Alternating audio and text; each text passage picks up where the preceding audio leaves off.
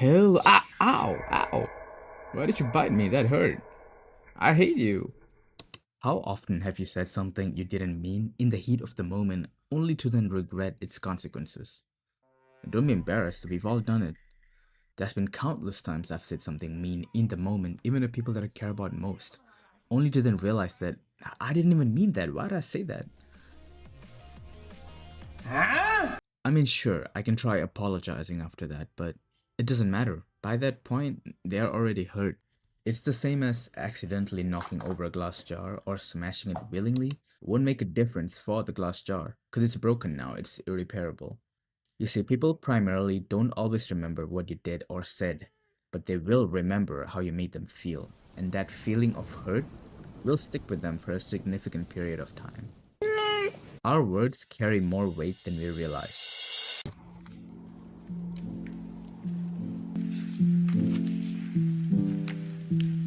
Especially nowadays through social media, being able to hide behind an anonymous profile, there hasn't been a period in history where we give this little thought to what we say. And this notion of thinking before speaking is what is portrayed to near perfection in FX's Shogun, which aired just earlier this year.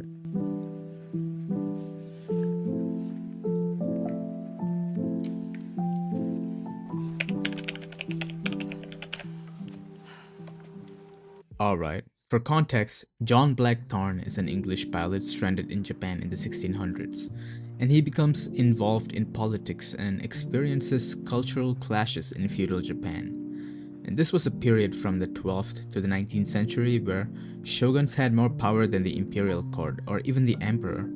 So, anyway, what happens is John gets gifted a pheasant and he hangs it in front of his house to ferment it, because that's how they do it in the West, but the people in Japan are not used to it, so they think it's a little odd. But anyway, without thinking, he just simply says, so that nobody would take it down.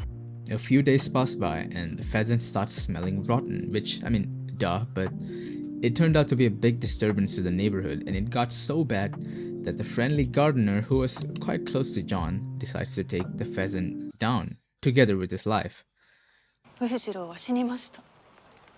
This devastated John, who obviously didn't mean what he said. He just said it as a figure of speech, not literally, but that was just how strict Japan's culture was. They so highly regard the words of their superiors and obey them without questioning them.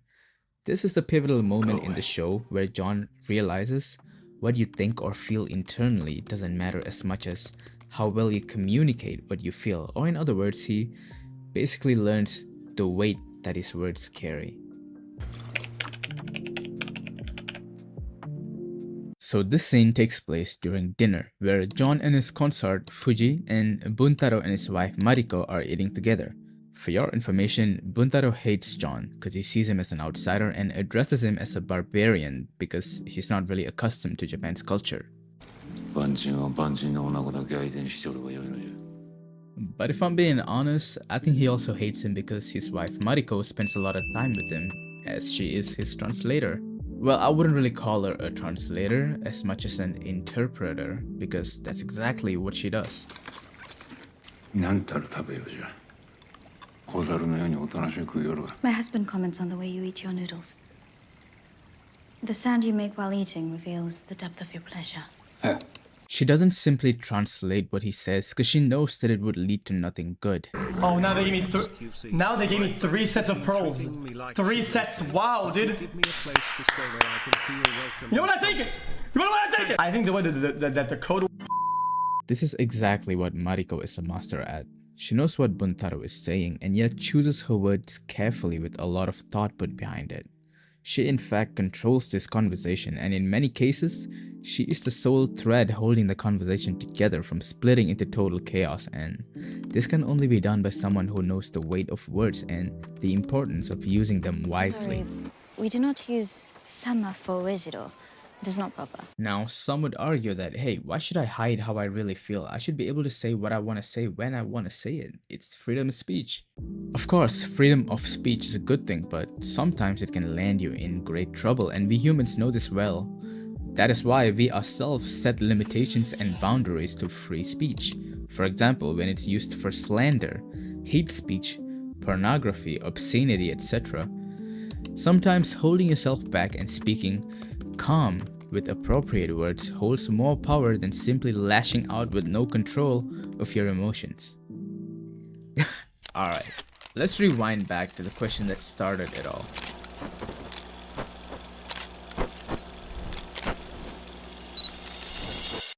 If I know the weight of words and the importance of thinking before speaking, why do I still say mean things in the heat of the moment as if it is out of my control? Well, probably because it is beyond our control. It's all because of this guy, the amygdala, which is the part of our brain that deals with emotions, emotional behavior, and motivation. I'ma be real, this is probably the part of our brain that made sure we as a species survived for the most part, since it's responsible for putting us in fight or flight mode when faced with physical danger. Nowadays though, it isn't physical threats so much as psychological threats such as stress and pressures from work, relationships, and generally life. So when we get stressed and pushed beyond our patience, our amygdala snaps into this fight or flight mode and sends a distress signal to our hypothalamus, also known as the motherboard of our brain. This then sends another signal to our adrenal glands, which releases hormones like adrenaline and cortisol. When this happens, we get overridden by anger, which clouds our judgment and results in words and statements that are more so driven by that anger instead of genuine thoughts. お前が大嫌いだった。 Most people though are plagued with this notion that having these emotional outbursts are necessary, maybe even cathartic, as in finally freeing all the anger you've been storing inside your mind. But I feel differently. I think these outbursts only leave us feeling more roused and can instead be counterproductive. Okay, to be fair, I agree that having outbursts can be an emotional relief, which can be helpful for you, but only if you're doing it in a way where you're not hurting others.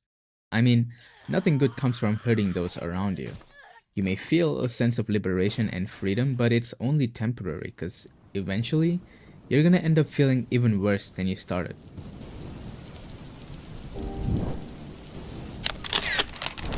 There's something that Mariko says in the show about the false sense of freedom. For context, John is outraged and talks about why people, including her in feudal Japan, do not seek for individual freedom and live for themselves. He's like, why are you so loyal about serving your lord? But Mariko, who grew up with ancient Japanese rituals and teachings, has a different outlook. She believes that living and dying for the lord that they serve is an honor. Their deaths provide meaning to their lives, and their loyal service to their lord gives them a purpose to live. Look, I'm not saying that I completely agree with this. Like, of course, I'm not serving anyone, and I certainly wouldn't be willing to die if someone asked me to, but this is where I think she has a point. I think living should be with purpose, and that sole purpose shouldn't be just individual freedom. No, Hanjin-sama. It is you who is imprisoned. If freedom is all you ever live for, you will never be free of yourself. So, what do I suggest? Look, I'm not advocating for you to suppress your anger, because I know that's not healthy. But all I'm asking is, release your emotions in a way that doesn't hurt others, especially your loved ones. You can try meditating, or maybe you can try telling those around you to not disturb you because you're having a bad day, so that they won't accidentally wake the beast. But beyond all that, we should all practice mindfulness to always be in charge of our emotions, to be in control of our own actions. But even then, we're humans and we're bound to slip up every now and then, so when we do, all we can do is say, I'm sorry. I know I scolded you and everything, but I'm sorry. I love you. Anyway, thank you for watching the video, and if you enjoyed it, consider liking or even subscribing to the channel. I really appreciate it. Okay, bye.